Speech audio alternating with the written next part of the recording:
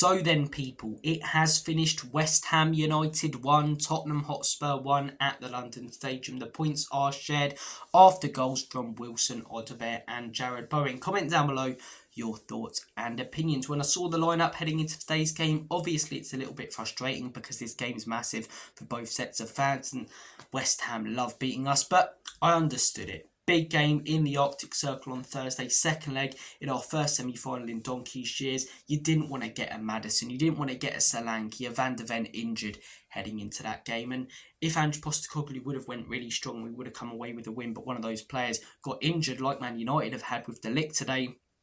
He would have been scrutinised, and I'm not sure, as much as I dislike Ange, he would have deserved that today. So I thought it was the right decision from the manager to rest players. I thought we started the game off pretty well, not a lot going on from both sides.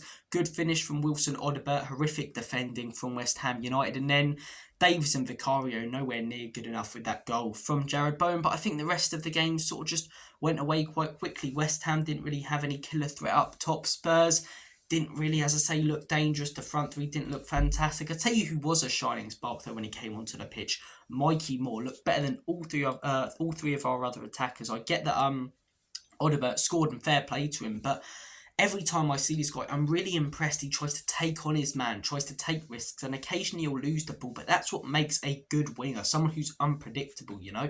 I don't want a winger who always keeps the ball, never loses it, but always plays it sideways. I want a winger to take risks, try and take on their men, put in a ball, take a shot from outside the box, and Mikey Moore's one of those players. He's a flair player, and in the modern game where everything's so systematic, you don't get players like that, so we've got to nurture him correctly. And in my opinion, if we've got the choice between people like Odobert, Tell, Mikey Moore, I choose Mikey Moore all day long. So he was a shining spark.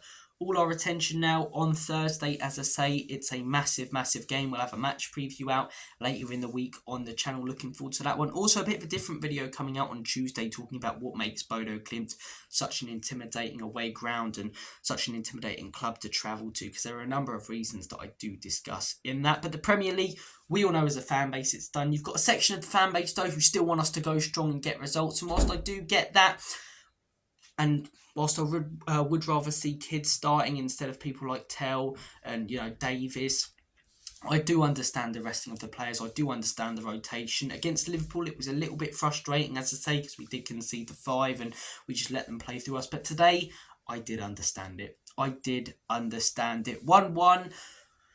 Should be beating West Ham. They're nowhere near good enough. It wasn't an entertaining game on the eye. Not a lot of talking points to discuss coming out of it, other than the ones I've already mentioned, the goals and Mikey Moore's performance. I thought Danzo was pretty solid. But yeah, just a bit of a nothing game, really, bit of a meh game. So move on to Thursday. West Ham, I don't know how they'll feel about the point. Probably a little bit frustrated because of how bad we were, and I'm sure some of our fans will think that we should have got the win because of how bad West Ham are. It's two teams right at the bottom of the table, performing how you'd expect two teams right at the bottom of the table too. But guys, I'm going to make like a banana and split. Take care. Enjoy the rest of your day. Not a long one today, but not a lot to discuss. I'm not going to waffle for the sake of it like a lot of other Spurs YouTube channels will.